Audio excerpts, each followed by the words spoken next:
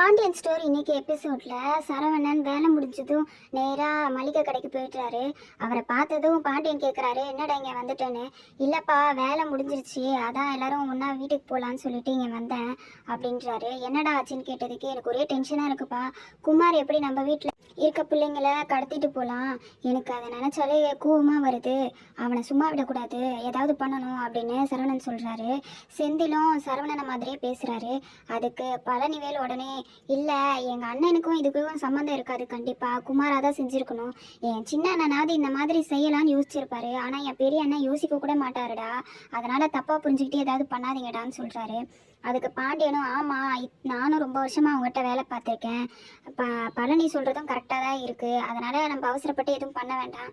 இனிமேல் அவனுங்க இந்த பக்கம் வரமாட்டானுங்க, அதான் அவங்க வீட்டில் எல்லாருக்கும் தெரிஞ்சிருச்சுல, அப்படி ஏதாவது பண்ணால் அதுக்கப்புறம் பார்த்துக்கலாம்டா, இந்த பிரச்சனையை இதோட விடுங்க அப்படின்னு சொல்கிறாங்க. குமார், முத்துவேலு, சக்திவேல் இவங்கெல்லாம் ஒன்றா உட்காந்து பேசிகிட்டு இருக்காங்க. அப்போது சக்திவேல் சொல்கிறாரு, பாத்தியானா எல்லாரும் என் பையனே தப்புன்னு சொல்கிறான், அவன் எதுக்காக நான் பண்ணான், உனக்காக தானே பண்ணான், ஆனால் நீ கூட அவனை சொல்லிட்டே நான் தப்புன்னு சொல்லிட்டு அப்படின்னு கேட்குறாரு. அதுக்கு முத்துவேல் சொல்கிறாரு, இல்லை இவன் பண்ணது தப்பு தான், எதுக்கடா இப்படி பண்ண, ஒரு பொம்பளை பிள்ளைங்களை போய் இந்த மாதிரி கடத்தலாமா அப்படின்னு குமாரை கேள்வி கேட்குறாரு.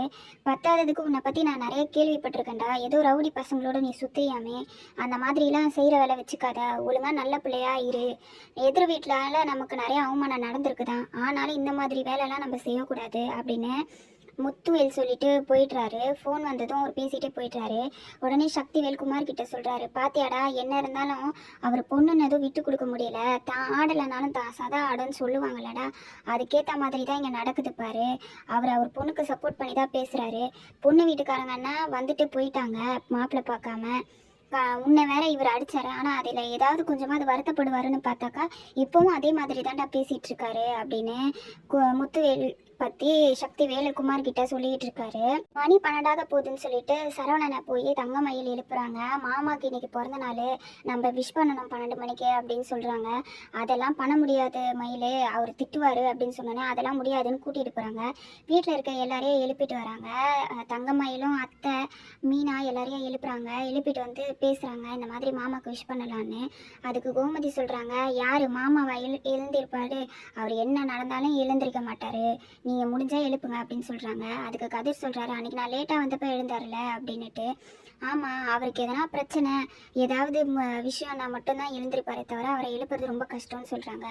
உடனே தங்கமயில், மீனா, ராஜி, சரவணன் எல்லாரும் சேர்ந்து பாண்டியனை எழுப்புறதுக்கு போகிறாங்க. எல்லாருமே என்னென்னமோ பண்ணுறாங்க, அவர் எழுந்திருக்கவே இல்லை. கடைசியில் சரவணன் தான் தட்டி எழுப்புறாரு. எழுந்ததும் என்னப்பான்னு எஞ்சி கேட்குறாரு. ஹாப்பி பர்த்டேன்னு சொன்னதும் அவருக்கு ரொம்ப கோவம் வந்து திட்டுறாரு.